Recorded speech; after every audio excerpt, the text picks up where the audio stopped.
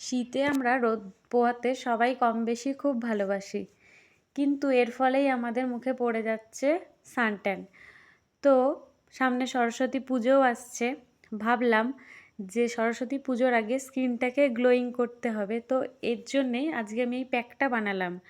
পুজো আসতে এখনও প্রায় 1 থেকে 1.5 মাস বাকি আছে। তোমরা যদি এখন থেকেই প্যাকটা কাজে লাগাও সপ্তাহে 2 দিন করে, তাহলে আশা করছি পুজোর আগে তোমাদের স্কিনটা খুবই চকচকে হয়ে যাবে। তো চলো কথা না বাড়িয়ে প্যাকটা আমি কি দিলাম সেটাই তোমাদের সাথে শেয়ার করছি। প্রথমে আমি লেবুর খোসাকে শুকনো করে রেখে দিয়েছিলাম, একটা মিক্সি গ্রাইন্ডারে পেস্ট করে নিয়েছিলাম, মানে শুকনো করে। সেটা আমি দিয়ে দিলাম কমলা লেবুর খোসা 2 চামচ। তারপরে আমি দিয়ে দিলাম চালের গুঁড়ো 2 চামচ। তারপরে আমি এখানে দিয়েছিলাম বেসন 2 চামচ, আর দিয়েছিলাম 1 চামচ মতো হলুদ, আর দিয়েছিলাম 1 চামচ অ্যালোভেরা জেল, আর 2 চামচ টক দই। এরপরে আমি দিয়ে দিয়েছিলাম কমলা লেবুর রস।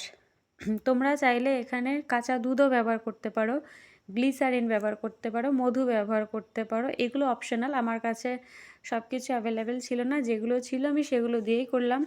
প্যাকটাকে খুব ভালো করে প্রথমে তৈরি করে নিতে হবে। তারপরে আমি কি করলাম, লেবুটাকে 2 টুকরো করে কেটে নিয়েছিলাম, এর ওপরে চিনি দিয়ে স্ক্রাবিংয়ের কাজটা সেরে ফেললাম।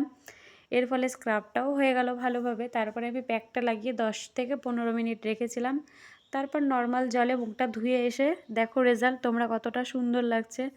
তারপরে আমি স্কিনে লাগিয়ে নিয়েছিলাম অ্যালোভেরা ময়শ্চারাইজিং জেল। এর ফলে আমার স্কিনটা এতটা সফট হয়ে গেছিলো, নরম হয়ে গেছিলো, যে তোমরা ইউজ না করলে বুঝতে পারবে না। আমার মুখে এমনিতেও অনেক দানা দানা কাঠ ব্রণ হয়েছিল, সেই ব্রণর দাগটাও যেন অনেকটা আস্তে আস্তে কমছে, যদিও বা একবারে তো কমবে না।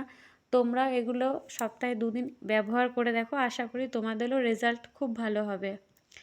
ভিডিওটা তোমাদের উপকারের জন্য আসবে বলে করলাম।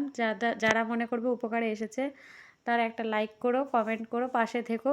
আর যারা নতুন আছো তারা ফলো করো। ভিডিওটা দেখার জন্য সবাইকে অসংখ্য ধন্যবাদ।